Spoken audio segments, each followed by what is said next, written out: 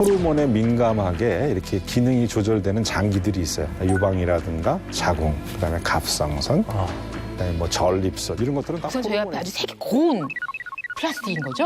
예, 네. 미세 플라스틱은 네. 말뜻 그대로 미세한 아주 작은 크기의 플라스틱입니다. 이제 200 마이크로미터하고 네. 500 마이크로미터의 조각난 미세 플라스틱인데요. 그럼에도 불구하고 미세 플라스틱에 대해서 지금 전 세계적으로 경고를 하는 이유는 크기가 작기 때문이죠. 예, 크기가 작으니까 최종적으로는 우리 몸속에도 들어올 수 있기 때문입니다. 하지만 그거 작을 경우에는 우리 몸의 림프액이나 장기에서도 흡수가 가능한 것으로 알려져 있습니다. 저기 저 밝게 보이는 것들이 녹색으로 보이는 게 나노 플라스틱입니다. 전부 다. 아, 저 물고기 물고기 한 마리에 아니고요? 물속에. 아니에요. 제브라 피쉬한테 아주 작은 크기의 미세 플라스틱을 다량 먹게 한 다음에 보여진 모습이에요. 크기가 아주 작으니까 이게 소화기관뿐만 아니라 이 배아를 둘러싼 난막을 통과해서 하루 뒤에는 망막에도 가고 손에도 가고 척수에도 가고 근육에도 가서 몸 전체에 쌓이는 것으로 확인이 된 겁니다. 지금 보시면 이건 진짜 미세한. 예, 하얗게 보이는 조각들이 미세 플라스틱인데요. 크기는 약 1에서 2mm 정도 되는 것으로 알고 있습니다. 가장 많이 나온 곳에서는 킬로그램당 232개의 미세 플라스틱이 검출되었습니다. 긴 것도 있네요. 이건 뭐죠? 머리카락 아닐까요? 철사가 나왔네? 머리카락이요? 플라스틱 철사? 저건 전부 다 미세 플라스틱으로 확인된 것들입니다. 제가 미세 플라스틱이 검출됐는지 검사 성적서를 좀 확인해 봤는데요. 수돗물의 경우 물 자체에서 나왔을 가능성도 있고요. 정수장을 거쳐서 집으로까지 오는 과정에서 파이프나 수도꼭지 등이 오염돼서 미세 플라스틱이 혼입됐을 수도 있습니다.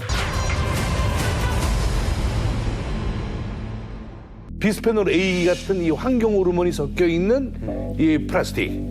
이거를 먹게 되면 우리 몸에 어떤 영향이 오나요? 비스페놀이나 프탈레이트와 같은 환경 호르몬이 화학적 구조가 우리 몸에 존재하는 자연적인 내재하는 호르몬하고 구조가 매우 유사해요. 똑같지 않지만 많이 유사해요. 그렇기 때문에 환경 호르몬이 외부에서 우리 몸 안에 들어오게 되면 우리 몸에 있는 세포들은 마치 호르몬이 나에게 명령을 내리는 거라고 생각하고 뭔가 반응을 하게 돼요. 그래서 호르몬에 민감하게 이렇게 기능이 조절되는 장기들이 있어요. 유방이라든가 자궁, 그다음에 갑상선, 그다음에 뭐 전립선 이런 것들은 다 호르몬에서 기능이 조절되는 그런 기관들인데요. 이런 기관들에 환경 호르몬이 들어오게 되면은 암의 발병 위험성 리스크를 올린다. 암의 발병 위험성 리스크를 올린다. 이렇게 얘기를 해요.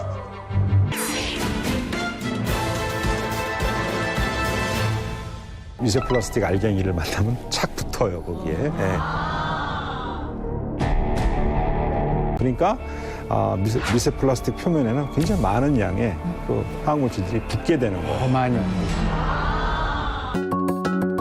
DDT는 강력한 살충제입니다. 그래서 이걸 뿌리게 되면 뭐 벼룩이고 이구 이런 게 다 죽어요. DDT는 암도 유발해요. 그래서 세계보건기구가 이 DDT를 EA급 발암물질로 규정을 하고 있어요.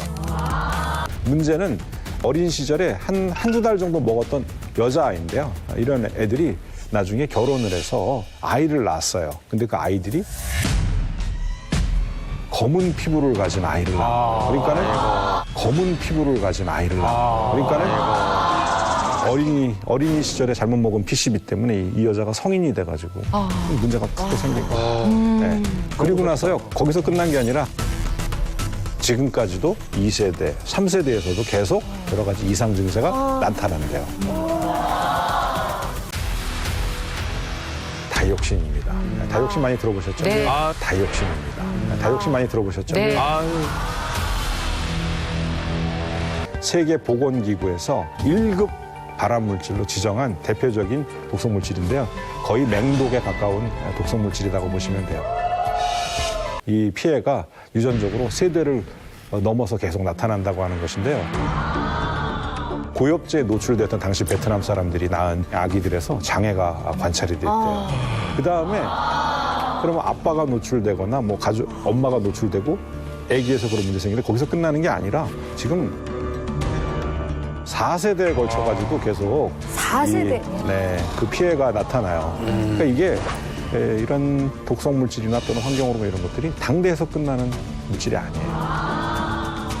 이 먹는 물뿐만 아니라 작은 물고기에 치어가 있어요. 물고기 수정란이 부화를 해가지고 난황 주머니를 달고 다니면서 또는 이제 새로이 플랑크톤 같은 것들을 막 잡아먹고 뭐 이러면서 작을 때 고기의 사진인데요. 뱃속에 하얀 알갱이들이 들어있어요. 네, 맞아요. 스티로폼입니다. 뱃속에 이렇게 하얀 알갱이들이 잔뜩 쌓여 있습니다. 이걸 누가 먹어요? 최상위 포식자가 누구죠? 생태계에서? 사람이에요. 여러 가지 경로를 통해서 미세 플라스틱은 우리 몸에 들어오는구나라는 사실을 알 수가 있어요. 이 그림은 우리 몸이 섭취하고 있는 미세 플라스틱이 어떤 경로를 통해서 들어오는 것이 가장 높은 비중을 차지하고 있는가를 보여주는 그림인데요. 역시 가장 많은 것은 먹는 물, 음용수를 통해서 최대의 미세 플라스틱이 우리 몸으로 들어오고 있구나. 가장 많은 양의 이런 순서대로 미세 플라스틱이 우리 몸에 들어온다. 어느 정도가 들어오느냐? 5g per week. 일주에 대략 5g의 미세 플라스틱이 우리 몸으로 들어와요.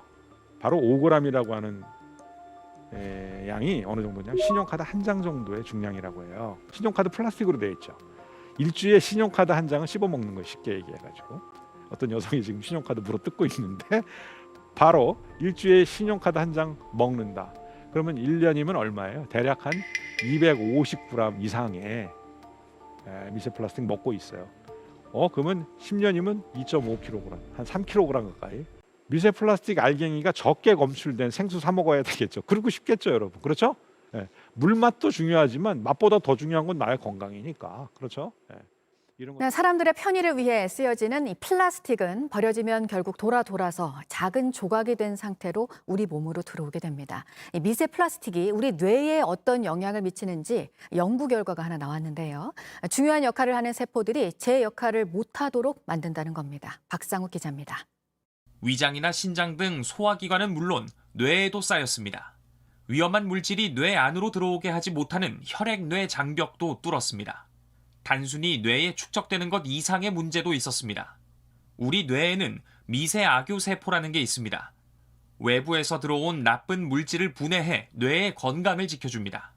그런데 미세 플라스틱이 미세 악교세포를 죽이는 것으로 확인됐습니다. 뇌에선 남아있는 미세 플라스틱뿐 아니라 죽은 미세 악교세포를 분해하기 위해 또 다른 미세 악교세포를 동원하지만 능력은 현저하게 떨어질 수밖에 없습니다. 연구팀은 뇌 안에서 세포를 죽일 수 있는 신경 독성 물질로 작용할 수 있다고 설명했습니다. 그중에서도 미세 플라스틱은 가장 많은 오염 물질 중에 하나인데요. 그런 시점입니다.